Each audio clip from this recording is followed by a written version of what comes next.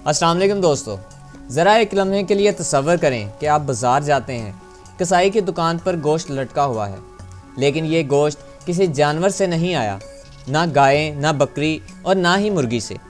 यह गोश्त एक लेबॉर्ट्री में पैदा हुआ है। सुनने में ये बात किसी साइंस फिक्शन फिल्म जैसी लगती है, लेकिन हकीकत ये है कि दुनिया आहिस्ता आहिस्ता इसी तरफ बढ़ रही है। मगर इटली दुनिया का एक ऐसा मुल्क है जिसने इसी रास्ते पर चलने से साफ इनकार कर दिया है। इटली ने हाल ही में एक ऐसा कानून पास किया जिसने पूरी दुनिया की तवज्जो अपनी तरफ खींच ली है। इस कानून के तहत लैब में तैयार होने वाले गोश्त की पैदावार और फ़रोख्त पर मुकम्मल पाबंदी लगा दी, जिसे लैब ग्रोन मीट कहा जाता है। यानी अगर कल को कोई कंपनी इटली में ये गोश्त बेचना चाहे तो कानून इसे इजाज़त नहीं देता। अक्सर सोशल मीडिया पर यह बात गर्दिश करती रहती है कि लैब में तैयार होने वाला गोश्त किसी एक ताकतवर शख्स मसलन बिल गेट्स की कंपनी का है, लेकिन हकीकत ये है कि ये किसी एक फ़र्द या अदारे की ईजाद नहीं। ये एक नई उभरती हुई सनत है जिसमें दुनिया भर की मुख्तलिफ कंपनी, साइंसदान और सरमायाकार शामिल हैं। अब असल सवाल ये है कि आखिर इटली ने यह पाबंदी क्यों लगाई? क्या ये गोश्त वाकई ख़तरनाक है या इस फैसले के पीछे कोई और कहानी छुपी हुई है? दोस्तों, सबसे पहले ये समझना ज़रूरी है कि लैब में बना गोश्त आखिर होता क्या है। बहुत से लोग ये समझते हैं कि ये कोई केमिकल से बना हुआ मसनूई गोश्त है, लेकिन हकीकत इससे बहुत मुख्तलिफ है। साइंसदान जानवरों के जिस्म से चंद खुलिये यानी सेल्स लेते हैं, इन्हें एक ख़ास माहौल में बढ़ाते हैं जहाँ वो खुलिये आहिस्ता आहिस्ता फैलते हैं और बिल्कुल वैसे ही गोश्त की शक्ल अख्तियार कर लेते हैं जैसे कुदरती तौर पर जानवर के जिस्म पर बनता है। फ़र्क सिर्फ इतना होता है कि इस अमल में जानवर को ज़िबा नहीं किया जाता। इसी वजह से कुछ लोग इसे जानवरों के हकूक़ के लिए बेहतर समझते हैं और कुछ इसे माहौल दोस्त मुतबादिल करार देते हैं। दुनिया के चंद हिस्सों में ये गोश्त महदूद सतह पर भी सामने आ चुका है।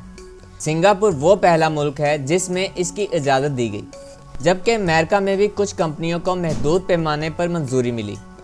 लेकिन यूरोप की बात करें तो अभी तक यूरोपीय यूनियन ने इस गोश्त को आम फ़रोख्त के लिए मंजूर नहीं किया। यानी इटली ने जिस चीज़ पर पाबंदी लगाई वो चीज़ इसके मुल्क में पहले ही मौजूद नहीं थी। यही बात इस फैसले को और ज़्यादा दिलचस्प बना देती है। अब आते हैं असल सवाल पर, इटली ने यह कानून क्यों बनाया? इटली की हुकूमत का कहना है कि वो अपने किसानों, अपनी खुराक की रवायात और अपनी सदियों पुरानी सकाफत की हिफाजत करना चाहती है। इटली में खाना सिर्फ पेट भरने का ज़रिया नहीं बल्कि एक शनाख्त है। पास्ता, पिज़्ज़ा, पनीर और गोश्त इटली की तारीख इसके ख़ानदानों और इसकी मईशत से जुड़े हुए हैं। वहाँ के किसान नस्ल दर नस्ल यही काम करते आए हैं। हुकूमत को ये खौफ था कि अगर लैब में बना गोश्त आम हो गया तो रवायती किसान पीछे रह जाएगा और दही मईशत को नुकसान पहुँचेगा। यहाँ एक और अहम पहलू भी है। इटली में लाखों लोग बराह रास्त या बिलवास्ता तौर पर लाइव स्टॉक और फूड इंडस्ट्री से जुड़े हुए हैं। अगर कल को लैब का गोश्त सस्ता और आसानी से दस्तयाब हो जाए तो रवायती गोश्त की मांग कम हो सकती है। इसका मतलब है कि किसानों की आमदन में कमी, दही इलाकों में बेरोज़गारी और एक मुकम्मल निज़ाम का मुतासिर होना, यही वो दबाव था जिसने हुकूमत को ये फ़ैसला करने पर मजबूर किया कि वो इस टेक्नोलॉजी को अभी से रोक दे। कुछ लोग ये भी सोचते हैं कि क्या इटली ने यह पाबंदी सेहत के खदशात की वजह से लगाई? तो इसका सीधा जवाब है नहीं। इटली ने यह नहीं कहा कि लैब में बना गोश्त साबित शुदा तौर पर सेहत के लिए ख़तरनाक है। असल मसला ये है कि इस टेक्नोलॉजी पर अभी तवील मुद्दती तहकीक मुकम्मल नहीं हुई, ख़ास तौर पर यूरोप में। इसलिए हुकूमत ने एहतियाती पॉलिसी अपनाते हुए कहा कि जब तक मुकम्मल वजाहत ना हो तब तक इजाज़त नहीं दी जा सकती। और यहाँ ये बात वाज़िया करना ज़रूरी है कि ये गुफ्तगू किसी किस्म का तबी मशवरा नहीं बल्कि सिर्फ एक पॉलिसी और फैसले का तज्ज़िया है। इस फैसले पर तनकीद भी खूब हुई। नाकदीन का कहना है कि इटली ने साइंस और मुस्तकबिल के दरवाजे बंद कर दिए हैं। इनके मुताबिक दुनिया की आबादी बढ़ रही है, वसाइल महदूद हैं और मुतबादिल प्रोटीन मुस्तकबिल में नागज़ीर हो सकते हैं। कुछ माहिरीन ये भी कहते हैं कि अगर लैब में बना गोश्त माहौल के लिए बेहतर साबित हो जाए तो इसे नज़रअंदाज करना एक बड़ी गलती होगी। इनके ख्याल में इटली ने जज्बात और सियासत को साइंस पर तरजीह दी है। ये मामला यहाँ ख़त्म नहीं होता।